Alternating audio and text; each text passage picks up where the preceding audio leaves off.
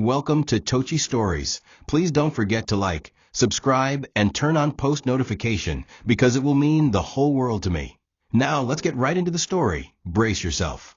The market was alive with its usual buzz, clanging metal basins, the chatter of bargaining women, the pungent mix of spices and fruits that drifted through the humid air.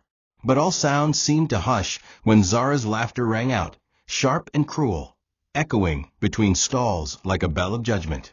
Dressed in high heels and a flashy designer dress that glimmered beneath the morning sun, Zara stood with her group of stylish friends, pointing at a middle-aged woman arranging oranges in her wheelbarrow. "Look at that mountain of flesh wobbling behind the fruit." Zara sneered, nudging her best friend Tonia, who doubled over in laughter. "No wonder people avoid her stall. She probably sweats on the bananas." The others roared as if they'd heard the joke of the century. Their laughter wasn't just loud, it was demeaning, weaponized. The woman said nothing. She didn't even raise her eyes, just adjusted her scarf and continued stacking her fruit with trembling hands, her dignity clenched tight between her fingers. Zara thrived on attention, and bullying was her sport. Born into moderate wealth, she was raised like royalty, draped in lace on birthdays, applauded for average efforts, and shielded from humility. She believed poverty was a disease caught by laziness, and anyone in the slums was deserving of mockery. She had become somewhat of a spectacle at the market, beautiful, loud, and venomous. Her mother indulged her, her father was mostly absent, and her friends adored her dominance. But what made Zara unbearable to many was not just her arrogance. It was the way she looked down on anyone who didn't fit her standard of elegance. And the fat fruit seller, with her faded blouse and tired eyes, was the perfect target. "Maybe she should sell soap," Zara added with a smirk, "because that shirt hasn't seen water in a decade." The vendor next to the woman shot Zara a warning glance, but said nothing. Fear of losing customers kept many mouths closed. Even those who disagreed with her antics didn't dare speak up. After all, Zara's fiancé was Santo, the city's most eligible billionaire bachelor. Mom Ngozi said nothing. She had heard worse in her lifetime. Her thick arms moved with the grace of someone used to hard labor, her back hunched slightly from years of lifting baskets, her eyes carrying a sadness only time could explain. Her silence was not weakness, it was strength, seasoned and slow-burning. She didn't answer Zara, because she didn't need to. She had heard people like her before. Many of them had come and gone like dry leaves in a storm. What they didn't know, what Zara didn't know, was that she had mocked the very foundation that carried her future. The same hands that sorted mangoes and brushed sweat from around, dark face had built an empire, quietly, one fruit at a time. And one day, that truth would meet Zara head-on. Beneath the faded headscarf and weathered wrapper, Mama Ngozi carried stories no one at the market would guess. Every fruit she arranged, every grain she sold, held layers of sacrifice woven into it. She had been a widow since her early 30s, left with 2 children and no inheritance except a rusted stall and a patch of dirt she turned into a mini plantation. While others crumbled after loss, she rose, before dawn each morning, hauling baskets of plantain and melon from the outskirts, balancing motherhood with survival. Her stall had grown year after year, until her goods spilled into neighboring spaces. But her children? They were her true success. Her first son, Santo, had grown up watching her count coins beneath a lantern, helping her carry baskets after school. He studied under candlelight and went to university with money saved from her hands, calloused, blistered hands that worked, so he wouldn't have to one day. Santo's success wasn't random. It was Mom Ngozi who insisted he attend computer classes after his regular school, who sold her only piece of gold jewelry to pay his final year fees. When he built his first tech startup, she loaned him seed money from her small cooperative, money that could have paid for her surgery when her knees began to ache. Santo begged her to stop working, especially after his company took off, and he became a sensation in Lagos and Abuja. But she refused. "This market is not just my work," she'd tell him. "It's my story, and my sisters are here." Her friends, women who'd stood with her when she couldn't afford salt, were her reason for staying. She rebuilt leaking roofs in their shanties, paid school fees for their grandchildren, and gave free fruits to struggling mothers. The slum was her palace, and her fruit stall was her throne. Despite her humble surroundings, Mama Ngozi was deeply respected. The market women often came to her for advice, not just because she had money, but because she had wisdom. She never yelled, never insulted anyone, and always found a way to settle disputes with calm words and gentle correction. Even the local councilman greeted her with respect, often calling her Mama Governor in jest. What none of them knew was that she was also the silent pillar behind her son's billions. While Zara laughed at her for her weight and sweat, Mama Ngozi was the living root of the tree Zara hoped to climb through marriage. She knew who Zara was even before Santo introduced her. The market had eyes and tongues. Her plan was simple: watch, wait, and let the wind carry truth to the one who thought she ruled it. It was a Sunday afternoon when Santo arrived at the market, dressed down in jeans and a polo shirt, his car parked discreetly at the edge of the slum. He walked straight to his mother's stall, carrying a bag of fresh bread and honey, her favorites. "Mummy, let's go home," he said, like he always did. "Let me set you up somewhere better. This place isn't safe." But Mama Ngozi smiled, wiping the sweat from her brow. "My dear, this is home. My safety is in my people." She gestured at the women chatting beside her stall, women who had helped her raise Santo when she had to work late. "These are the women who watched you while I fetched water. If I leave them, who will watch their children?" Santo sighed, understanding the unspoken message. His mother didn't want to rise alone. She wanted to lift others with her. He sat beside her on a wooden stool, watching as she skillfully negotiated with a customer over a bunch of bananas. "Mummy, you're too soft," he joked. "You let her go with one extra." She laughed, a deep, hearty laugh that warmed his heart. "You think I don't know? That woman's son is sick. If my fruit can fill his belly today, let it be." Santo nodded slowly, reminded once again why he admired his mother more than any CEO or politician he'd ever met. She had raised him with values he was proud of. But the problem was he was about to marry someone who didn't share those values. And though he didn't know it yet, the market, the laughter, and the mocking would soon open his eyes to a truth he had ignored for too long. Back in Zara's world, a different reality was unfolding. She was preparing for her official introduction to Santo's family, convinced it would be a dinner in a mansion with chandeliers, chefs, and champagne. Her friends gathered in her room, choosing dresses, discussing hairstyles, and mocking the concept of slum parents. None of them imagined the woman they laughed at in the market would be the one opening the door. None knew that a reckoning was coming, a reckoning that would not arrive with screams, but with the quiet thunder of truth and consequence. Adora had lived in Zara's shadow for as long as she could remember. She came into the household at the age of 7, an orphan whose parents had died in a fire that swept through their village. Zara's mother, unable to conceive again after a complicated childbirth, had agreed to adopt her after persuasion from her church group. But the adoption was not born out of love. It was born out of pity and image-saving. From the first day Adora entered the house, she was never treated like a daughter. She slept in the smallest room, beside the kitchen, did most of the chores Zara refused to do, and was expected to express gratitude for every crumb she received. Though only a year younger than Zara, she was treated like an outsider, constantly reminded that her place in the house was conditional. Zara's mother would introduce her to guests as our distant niece, or someone we took in out of kindness, never fully acknowledging her as family. Zara treated Adora like a glorified maid in private and a background prop in public. She often mocked her clothes, which were Zara's own worn-out hand-me-downs, and laughed at how Adora never had her hair professionally done. "You look like you fell out of a wrapper," she'd sneer, tossing a mirror toward her. Adora never spoke back. She had learned early that silence was her only protection. Her heart bore the weight of rejection, but her spirit was gentle. Instead of growing bitter, she grew kind. While Zara threw tantrums, Adora helped the cooks in the kitchen. While Zara and her friends giggled cruelly in the market, Adora would walk behind them, apologizing with her eyes to the women they insulted. People noticed her, her humility, her sincerity. But in a house where pride was mistaken for strength, kindness was invisible. Yet Adora never allowed her suffering to define her. She focused on her studies, helped neighbors carry groceries, and visited the local hospital to read to sick children on weekends. One of the few places she found joy was the market. Unlike the world at home, there she could blend in.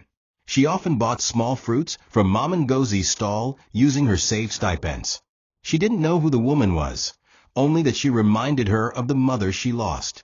Firm, patient, and always offering more than she took. Adora greeted her with warmth, and sometimes lingered just to talk. Mom and Ngozi, in turn, noticed her gentleness, though she didn't know her name. It was only a matter of time before fate connected their quiet hearts more deeply. In a world where pride shouted loudly, it was humility that began to whisper change. It was a breezy Thursday morning when Zara and her friends strutted into the market like queens descending into peasantry. With oversized sunglasses, clattering heels, and loud laughter, they turned the marketplace into a runway. They picked at produce with exaggerated disgust and mocked every vendor too slow to respond. How do people even survive in this smell? Tony gagged, covering her nose with a scarf. Zara laughed. They're too used to their poverty to smell it.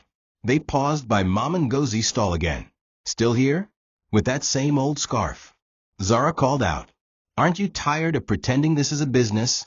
Her friends erupted in laughter. Adora trailed behind, her stomach tightening with embarrassment. She turned toward Mom and Ngozi and gave a small, respectful bow, whispering, Good morning, Ma. The woman nodded at her, offering a soft smile. It was a silent exchange, but one that didn't go unnoticed. Mom and Ngozi studied Adora closely as she bought 2 oranges and paid extra without asking for change. There was a different kind of light in the girl's eyes, one that reminded her of her younger self. Thank you, Mom and Ngozi said quietly. Adora nodded again and turned to leave. For the first time, Mom and Ngozi looked away from Zara and watched Adora until she disappeared into the crowd. Something stirred in her chest, a quiet tug of familiarity and admiration. It wasn't the girl's politeness that moved her. It was her sincerity, her silent way of honoring people who others dismissed.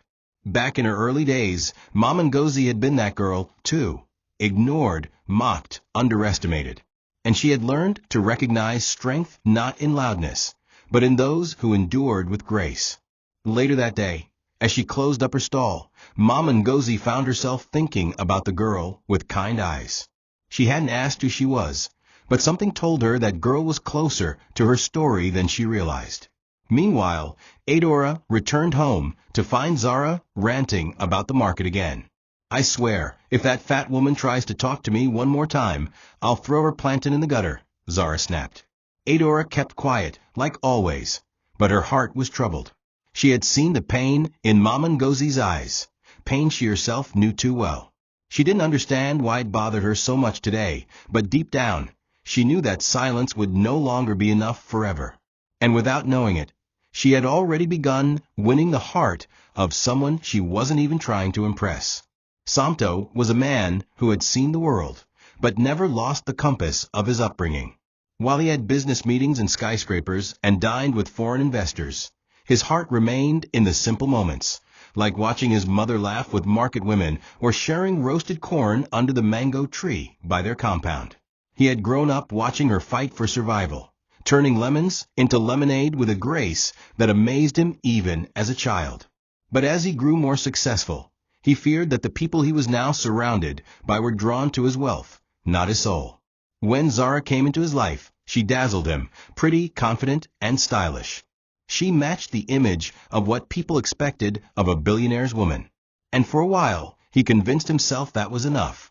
But over time, Santo began noticing things. Zara never spoke respectfully to drivers. She rolled her eyes when his mother called during their dates. She laughed at people with old shoes and said things like, God forbid I ever become poor. He ignored it at first, thinking it was harmless pride. But it wasn't until he followed her to the market one afternoon, unnoticed, that something shifted. He watched from a distance, as she and her friends mocked vendors and pointed at his mother's stall. His heart twisted when he saw her sneer and call his mother a walking sack of yam. That was the moment something inside him began to break. And just as he was turning to leave, he saw someone else, a quiet girl behind them, smiling and bowing gently before handing his mother some money and walking away. Santo watched Adora with growing interest from that day forward. She didn't know he was observing her, but her kindness spoke louder than any of Zara's compliments. He saw her one day at the hospital reading to a young girl with cancer, and another time helping an old woman cross a muddy road. He began to wonder what his life might look like with someone like that beside him. It wasn't about beauty or class, it was about heart. And though he was still in a relationship with Zara, he found his thoughts wandering more and more to Adora, the girl who moved quietly but left light in every place she passed. What he didn't know was that fate was preparing a twist, and the very woman he loved on paper was about to be unmasked by the woman he never imagined could steal his heart. Zara couldn't contain her excitement as she stood in front of her wardrobe, flinging dresses aside like discarded wrappers. "This has to be the one," she said, holding up a fitted emerald gown she'd bought during her last trip to Dubai. She twirled in the mirror, imagining herself in a grand dining room surrounded by crystal chandeliers, Santo's elite parents seated at the head of a long, glistening table, and her making a dazzling impression that would seal her place in the family. "I'm finally meeting Santo's people," she told her friends with pride. "His mother is probably one of those quiet, rich types who live in Banana Island and doesn't like public appearances. I need to look like money." Her friends cheered, encouraging her as they painted her face and styled her hair. To Zara, it was more than a family visit. It was a coronation. Her mother watched from the doorway, saying little. There was a twinge of discomfort in her eyes, but she knew better than to challenge her daughter. Over the years, she had watched Zara grow from a once humble child into a woman full of pride and entitlement. She didn't know how much of it was her fault or society's influence, but it was clear now that Zara saw people as ladders, tools to climb or trample over. "You should go with a calm mind, Zara," her mother said quietly. "Don't act like you're above anyone. Respect opens more doors than beauty." Zara rolled her eyes. "Mummy, please. This is not one of your motivational talks. Respect is for equals, and I'm about to marry into one of the richest families in Nigeria. They need to respect me." Her mother sighed deeply, wondering if there would ever be a day her daughter learned the hard way. Later that evening, as the sun began to set, Zara was picked up by Santo in his usual sleek black Range Rover. The drive was filled with her chattering about wedding colors, bridal trains, and how she wanted a wedding that would shut down two cities. Santo, unusually quiet, simply nodded and gave tight smiles. Something in his chest was beginning to ache, a knowing discomfort that the girl beside him might not be the woman he thought she was. When Zara asked where his mother lived, he simply said, "Somewhere peaceful." She didn't press further, assuming they were heading to a hidden mansion in a private estate. But as the car turned off the tarred road and into a dusty, uneven path leading toward a more modest neighborhood, Zara's expression began to change. "Wait. Santo, this can't be the place," she muttered. "This area looks old." Santo simply drove on, silently watching her reaction. The real introduction had just begun. Zara stepped out of the car and looked around in dismay. The compound was simple, almost painfully so, an old one-story building with brown patches where the paint had peeled, and potted plants lined neatly along the corridor. The gate creaked as it closed behind them. She adjusted her dress anxiously, suddenly feeling overdressed, her heels clicking awkwardly against the concrete floor. "Santo, are we visiting your housekeeper or something?" she asked, forcing a laugh. But Santo didn't respond. He walked calmly toward the wooden door and knocked once. A few seconds later, the door opened, and there she was, the woman from the market, the fat fruit seller with the tired scarf and quiet eyes. "Mama Ngozi." Zara froze, her heart slamming violently against her chest. Her mouth opened slightly, but no sound came out. She couldn't believe what she was seeing. Her eyes darted to Santo and back to the woman standing with a welcoming smile. Mama Ngozi's eyes flickered with recognition, but she said nothing. "Good evening, Mummy," Santo said, stepping forward and hugging her tightly. We're here. He turned back and gestured at Zara. Mummy, meet Zara, my fiancé. Mama Ngozi extended her hand, her voice calm and gracious. Welcome, my daughter. Zara stared at the hand like it was fire. Her throat felt tight, her stomach twisted in knots. Every insult, every laugh she had thrown at this woman in the market came crashing down like a wave of poison. But the woman didn't look angry, only observant. Her silence was heavier than a slap. Dinner was already set on the table, a humble spread of jollof rice, fried fish, and steamed vegetables. Zara sat stiffly, barely able to eat. Every time Mama Ngozi spoke, Zara winced. Not because the woman was rude. She wasn't. She was too kind, too polite, and that made it worse. Zara couldn't look her in the eye. Her hands trembled as she held her spoon. I've seen you before, Mama Ngozi said quietly after a long pause. Zara looked up in horror. You come to the market often, don't you? Zara nodded slowly, cheeks burning. Yes, I do. That's good, Mama Ngozi said with a small smile. Markets teach us humility. They show us how alike we all are. People trading, struggling, surviving. Everyone's trying to feed someone. Pride doesn't last long in the heat. Zara forced a smile, her vision blurring with the weight of her guilt. This wasn't the dinner she had planned. It was Judgment Day, and the judge wasn't shouting. She was serving rice with a quiet smile. After the dinner, Santo and his mother retreated to the balcony for their usual evening tea, a tradition they had kept since he was a child. Zara remained inside, sitting stiffly on the couch like a misplaced trophy. She could hear faint murmurs between them, but the silence between each word cut deeper. In the dim light, Mama Ngozi touched her son's hand and said softly, She is beautiful, yes. But is she good to those who have nothing to offer her? Santo didn't answer immediately. His heart was a battlefield, torn between loyalty to his decisions and the unsettling truth rising in his chest. She's complicated, he said finally. She's not a bad person, she just has her ways. Mama Ngozi looked at him for a long time, her eyes searching his soul. You're the kind of man who doesn't need to impress the world. Choose a woman who understands your beginning, not just your glory. Those words lingered in Santo's mind like smoke. For the first time in months, he questioned what he was building. Zara fit into his social circle. She looked the part, dressed the part, even spoke like the elite. But Adora, that name came to his heart like a breeze. He remembered the way she bowed to his mother, not knowing who she was. The sincerity in her eyes, the grace in her silence. He had overlooked her for too long, blinded by the brightness of Zara's beauty. But that night, something shifted in him. As they drove back, he glanced at Zara, who scrolled through her phone angrily, likely texting her friends about how ghetto the visit had been. He realized he had brought a woman into his life who didn't know his roots, and worse, didn't respect them. When they got to her house, Zara leaned in for a kiss, but Santo hesitated. Are you okay? She asked, her voice sweet but hollow. Yeah, he said quietly. Just tired. She nodded, oblivious. As she stepped out of the car, he watched her walk away, beautiful, confident, and completely unaware that something had cracked in his heart. As he drove off into the night, his thoughts were no longer consumed by Zara's face or figure. They drifted instead to Adora, the girl who didn't need to be noticed to shine. And for the first time in weeks, he found himself smiling, not because he was in love, but because he had remembered what love was supposed to feel like. The silence in Zara's home that night was deafening. She had expected to return triumphant, ready to boast about her visit with Santo's elite mother.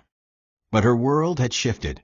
The moment she walked through the door, she threw her purse onto the couch and paced furiously, still reeling from the humiliation she felt. How could Santo's mother be that woman? That fat, sweaty, low-class market woman she had mocked repeatedly? She couldn't make peace with it.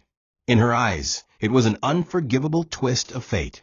How does someone like that raise a billionaire? She snapped to no one in particular. He could have hidden her, at least cleaned her up. Her words came out bitter, sharp like glass. Her pride, deeply rooted in class and appearance, couldn't accept the possibility that the very foundation of Santo's character, his values, his resilience, came from the woman she scorned.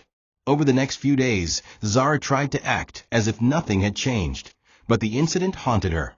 She grew more irritable, snapping at the maids, ignoring Adora completely, and pouring her frustration into meaningless shopping trips and social gatherings. Her friends noticed her shift, but dared not mention it. One evening, as they all gathered in her room to gossip, Zara brought up the market again. That woman. I just can't believe it. If I had known, I'd never have spoken to her like that. Now she'll act like she's better than me. Tonia raised a brow. But maybe she's better, Zara. She's his mother, and you insulted her in public. The room fell into uncomfortable silence. Zara stared at her friend coldly, her voice like ice. Are you taking her side now?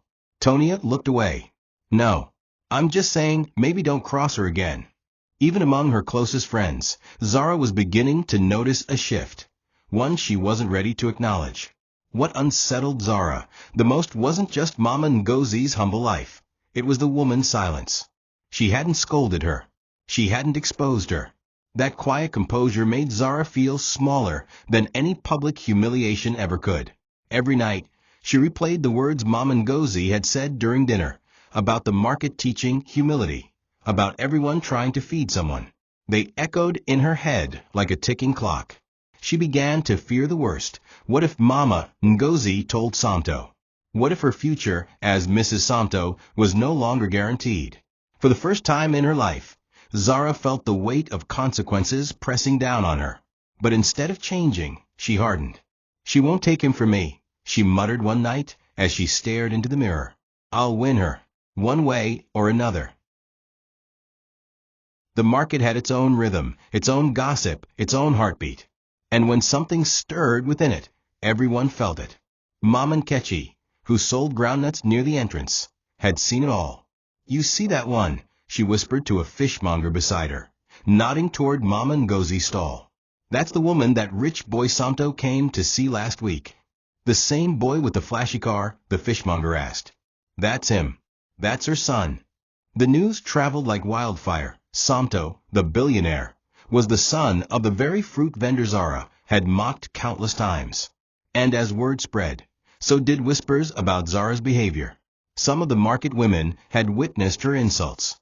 Others had heard from Adora, who quietly apologized after each visit. The market, once afraid of Zara's status, had begun to speak, and this time they weren't silent. Mama Ngozi heard the murmurs, but said nothing. She had never been one to defend herself with words. She believed truth always revealed itself in time. Still, the weight of the whispers reached her stall daily. Mama, are you not angry with that girl? One vendor asked. You pretend like say nothing happened. Mama Ngozi smiled softly. Anger is for the moment, but patience is for the future. She continued stacking her apples, her fingers moving steadily. But even she could feel the atmosphere changing. Every day, more and more people approached her not with pity, but with reverence. Even the young boys, who carried baskets, called her Mama Millionaire. Still, she wore the same wrapper, sold her fruits with the same care, and never allowed pride to touch her spirit. Her humility stood taller than Zara's high heels ever could. Back at home, Adora noticed the change too.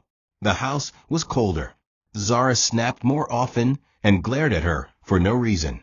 Once, when Adora tried to greet her, she spat, "Go and polish someone's fruit stall with your fake humility." Adora said nothing, but her heart sank. She had heard the rumors too, and she now understood why Zara had returned from her visit looking like she'd seen a ghost. What pained her wasn't Zara's rage. It was the fear that Zara would destroy something beautiful with her pride. Santo had called her once since that day, asking gently how she was, and though the call was brief, Adora sensed a change in his tone. Something was shifting, and deep within her, she feared that her quiet acts of kindness were about to pull her into the center of a storm she never asked for. Santo sat in his office, gazing out at the skyline, but seeing none of it. The voice of his mother still lingered in his head. Choose a woman who knows your beginning, not just your glory. He thought about his childhood, the years of sharing Gary and groundnuts for dinner, his mother's cracked hands, her quiet prayers at night, her strength when they had nothing. And then he thought of Zara. She had never once asked about his past. All her conversations were about the future, luxury weddings, designer brands, public image. He couldn't remember the last time she asked about his mother with sincerity. And then there was Adora, the girl whose name felt like calm water. He remembered seeing her help a beggar outside a restaurant once, while Zara and her friends had laughed and walked past. He had watched from the car that day, and something about the way she bent down, fed the man, and smiled had pierced his heart. He made a decision. That evening, he drove to his mother's home unannounced. Mama Ngozi welcomed him with her usual warm embrace. They sat outside with cups of tea, listening to crickets chirping in the distance. "Mama," he said gently, "tell me the truth. Who is Zara to you?" Mama Ngozi looked at him quietly for a moment, then sighed. "Zara is loud," she began, "and proud. But I don't hate her. I pity her." Santo listened, his chest tightening. "She insulted you, didn't she?" She nodded slowly. "She has many times. But she didn't know who I was." She stirred her tea thoughtfully. True character shows when there is no audience. And what I saw in that Adora girl, that was character. She didn't know me either, but she greeted me like I was her mother. With respect. With heart. Those words hit Santo harder than any truth he'd ever known. He sat back, feeling like the scales had fallen from his eyes. For so long he had pursued an idea of love, a woman who looked good beside him, who impressed his colleagues, who understood wealth, but not the journey to get there. Now he saw that the real treasure had been beside him all along, quietly shining while he looked away. He stood up slowly, kissed his mother's forehead, and whispered, "Thank you." As he drove home, his mind was made up. Zara would not be his wife. He would not build a future on mockery, arrogance, or shame. What he needed was light, and he knew exactly where to find it. The call came early in the morning. Zara had barely opened her eyes when Santo's message popped up on her screen. "Mom wants to see us both at the market today. Just be kind, okay?" Zara scoffed, tossing the phone aside. The market? Again? After everything she had tried to forget about that place? Her pride screamed in protest, but the fear of losing Santo pulled her in like gravity. She rushed to get ready, dressing in a brightly patterned jumpsuit, expensive handbags swinging from her arm, as if trying to armor herself against humility. Meanwhile, Adora, silently preparing to tag along with them, wore a simple gown and tied her hair back in a scarf. She had also been invited, though Zara was unaware. Mama Ngozi had asked Santo to bring both girls. She wanted to see something with her own eyes, not just through reports. When they arrived at the market, the environment was already alive.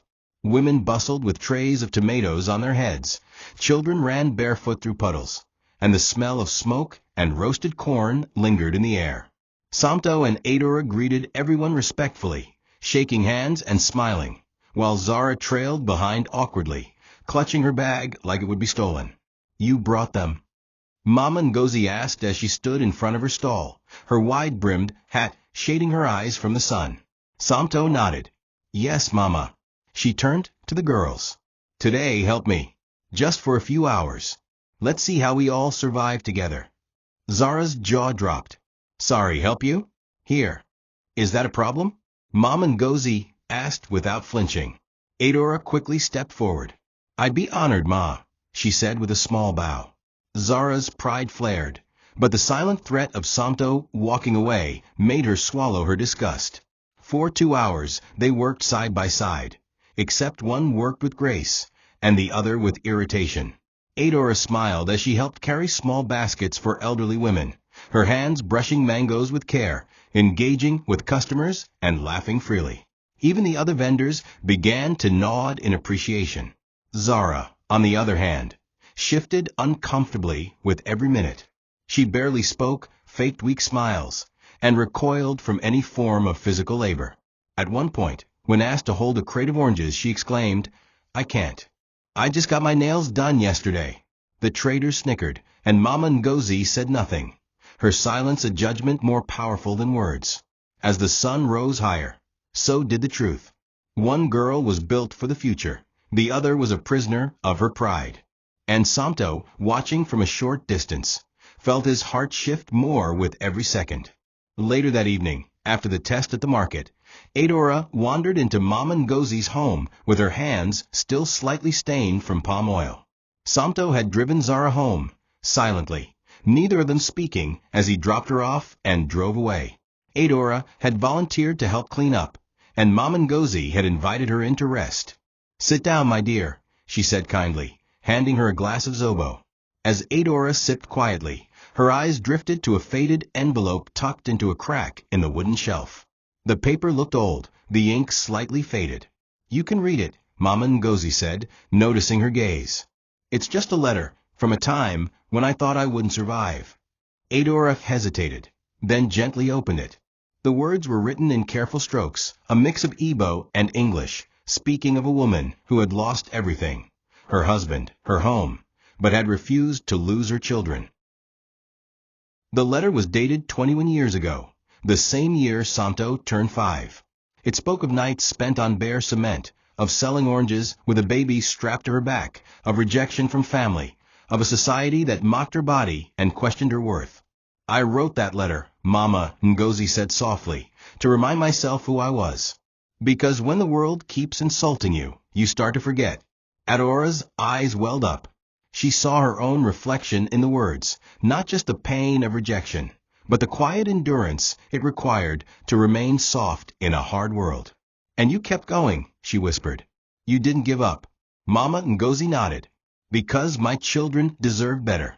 And because I wanted to prove to myself that I didn't need riches to be rich."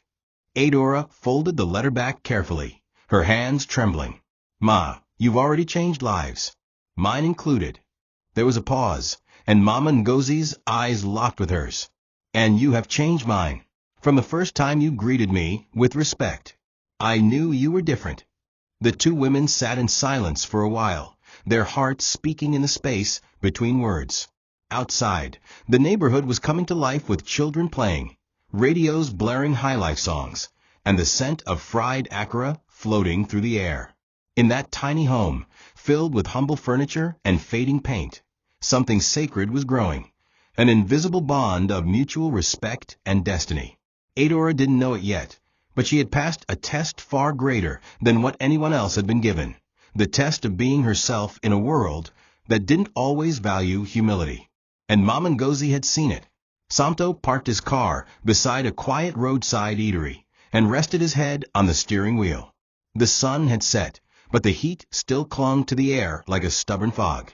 His heart was heavy. The events of the day had confirmed everything he feared about Zara, and everything he was beginning to feel for Adora. He pulled out his phone and opened his gallery. There, among pictures of board meetings and award ceremonies, were two new images. One of Adora laughing while handing fruit to a small girl, and one of Zara frowning at her reflection in a spoon, wiping dust from her bag. The contrast was too loud to ignore. It wasn't about wealth or class anymore. It was about legacy. Santo knew he would one day be a father, a husband, a protector of a home. And the woman by his side needed to reflect everything his mother taught him, not everything the world tried to tempt him with. Later that evening, he returned to the neighborhood, not to see his mother this time, but to find Adora. She was seated outside, peeling potatoes with Mama Ngozi, both of them laughing quietly. He stood at a distance, watching them. The warmth of their companionship, the ease of their hearts, moved him more than any lavish restaurant date he had ever experienced.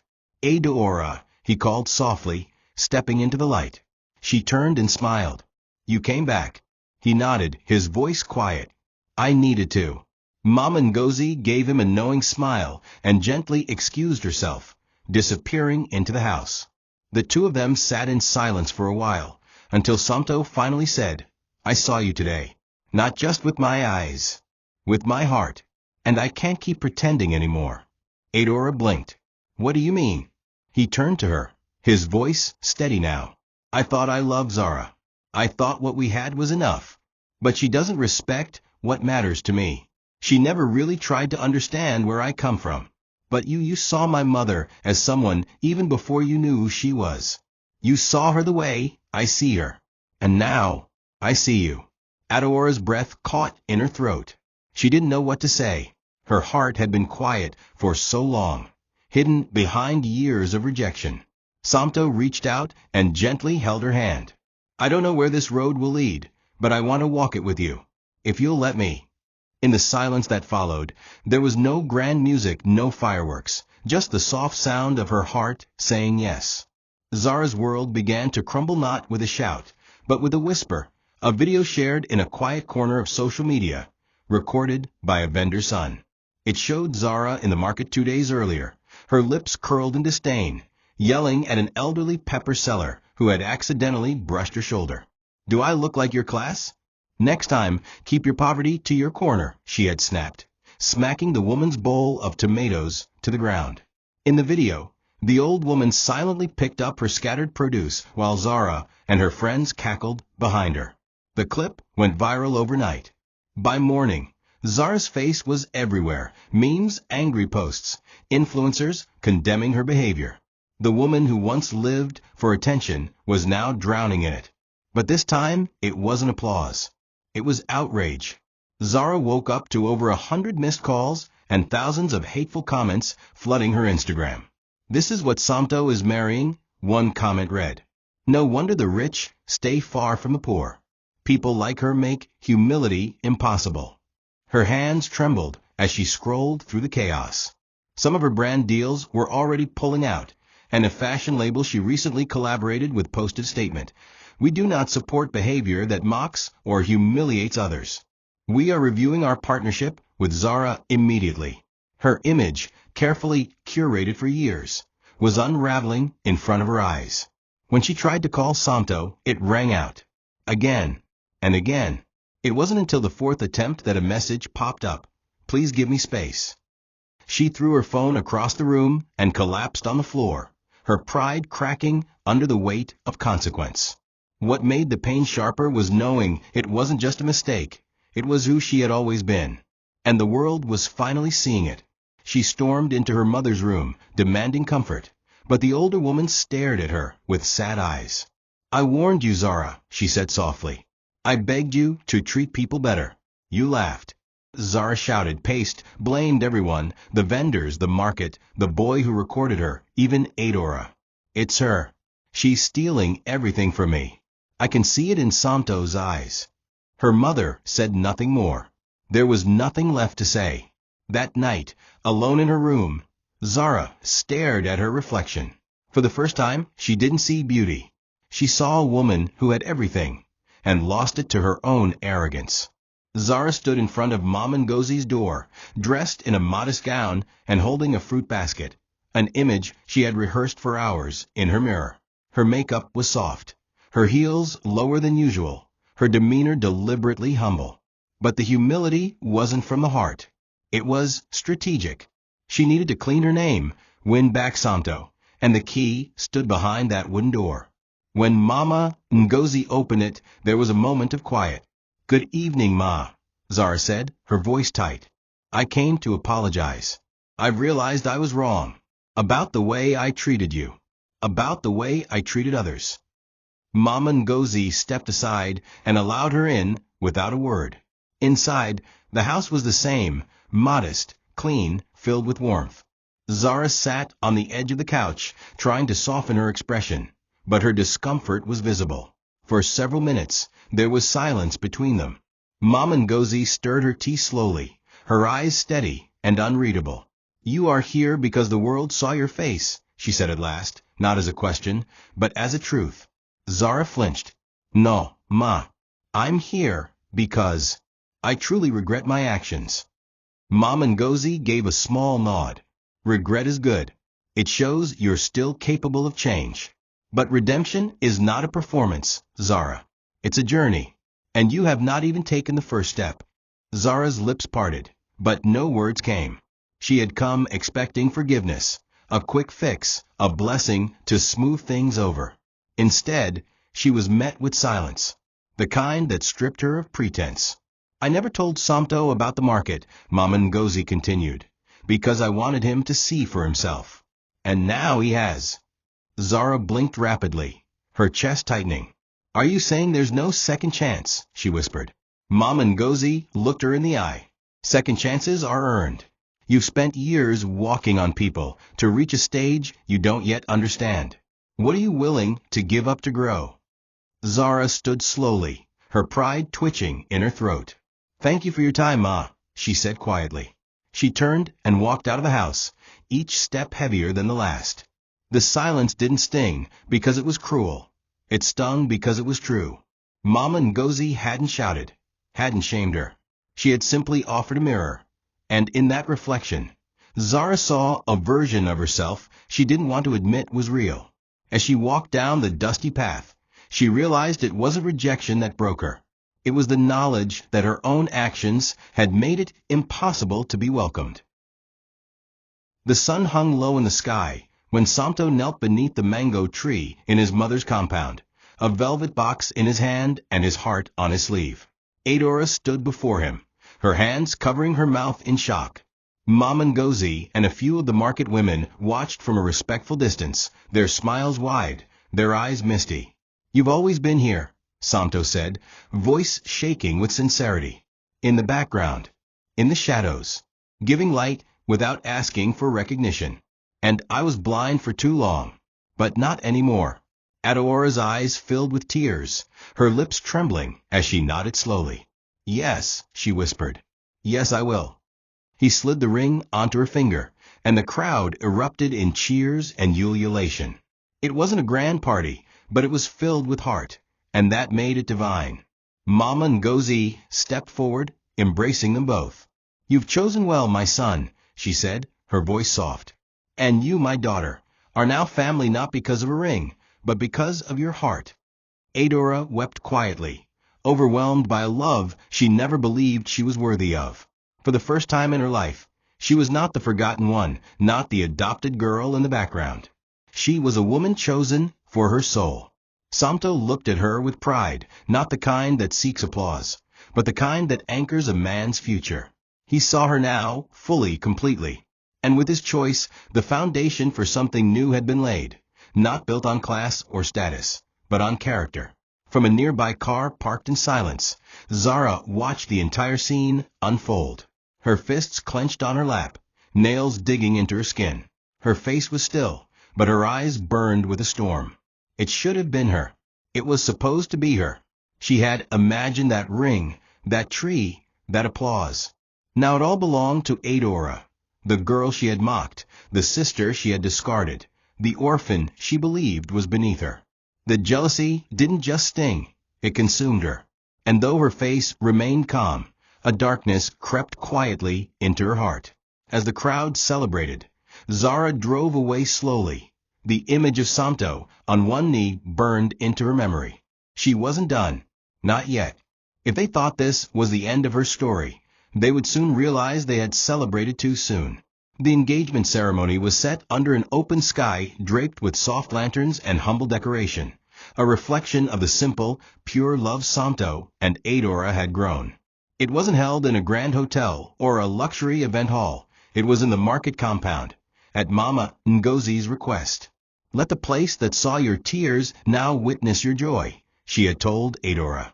Guests arrived in colorful Ankara attire, the aroma of native dishes filling the air. The local drummers played sweet high-life rhythms, and laughter danced on every lip. Adora wore a modest but elegant coral gown, her natural hair adorned with beads. Santo, in a dark blue senator outfit, held her hand as they welcomed the guests, traders, neighbors, children, even strangers who had heard of their story. There was no press, no cameras, no glitz, only real people and real love.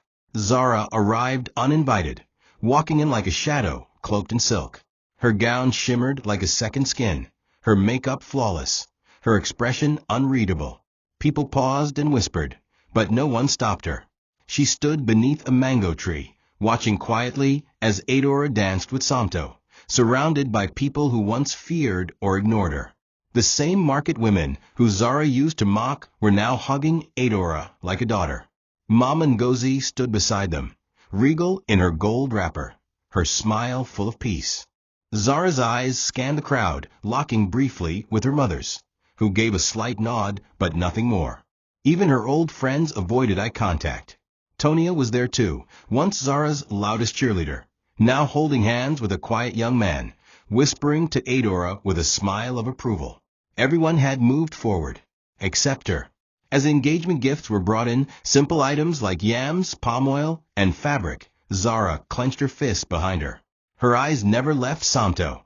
She remembered how he used to kiss her hand, call her my queen, how he had once sworn to build a future with her. She remembered how she used to humiliate Adora, make her serve drinks during house parties like a waitress, and laugh about how lucky the orphan girl was to even live under their roof. And now, that girl stood in front of everything Zara had ever wanted, holding hands with the man Zara believed was hers, smiling the smile of someone truly loved. Zara turned away, her heels clicking as she walked back to her car. But her heart wasn't done. Her pride had been bruised beyond repair. And what pride couldn't rebuild, vengeance would attempt to claim. The weeks following the engagement were filled with joy for Adora and Santo. Plans for a small wedding were in motion, but neither of them was in a hurry. They were content with the promise they had made, to walk through life together, without pretense, without masks. Mama Ngozi was happier than ever, often seen laughing at her stall again, surrounded by market women who now looked at her with reverence and gratitude. Adora spent more time in the market too, not as a customer, but as a helper. She set up a free reading corner for children and brought food to elderly traders in the evenings. It was her way of giving back to the place that had birthed her destiny. Santo watched her with pride, quietly thankful that he had seen the truth in time. For once in his life, he felt truly grounded. But while they celebrated under the warmth of honest love, a darker narrative was unfolding elsewhere. Zara had retreated into silence, at least publicly. She stayed off social media, kept to herself, and pretended to be reflecting. But behind closed doors, her anger festered. Her pride was not just bruised, it was shattered. Adora's rise felt like a personal attack, and Mama Ngozi's silent rejection only deepened her resentment. She began gathering information, visiting old school friends, contacting bloggers, digging into Santo's company records. If she couldn't have him, she would destroy what made him happy. And Adora? Zara convinced herself she was weak, simple, unworthy. "You stole everything from me," she whispered to herself one night. "You took my spotlight, my crown, my future, and I'll make sure you regret it." The story didn't end with Adora and Santo's engagement, it only paused. For behind every bright beginning, there sometimes lurks a shadow. Zara's transformation wasn't toward humility, it was toward vengeance. She began to play the long game, planting seeds in conversations, twisting stories, and smiling in places where daggers were hidden behind her teeth. No one suspected her anymore. She had become quiet, invisible. And in that invisibility, she built her power. But Mama Ngozi had lived long enough to sense storms before they arrived. One evening, as she watched the sunset from her porch, she said quietly to herself, "Peace is precious, but peace must be protected." For the woman they had once mocked was now the pillar of the new family, and the war Zara was planning would not go unanswered. The battle between pride and grace was not yet over. It had only just begun. Thank you for watching this video. What did you learn from this story? Drop it in the comments. Please make sure you like, comment, and subscribe to my YouTube channel TOCHI Stories for more.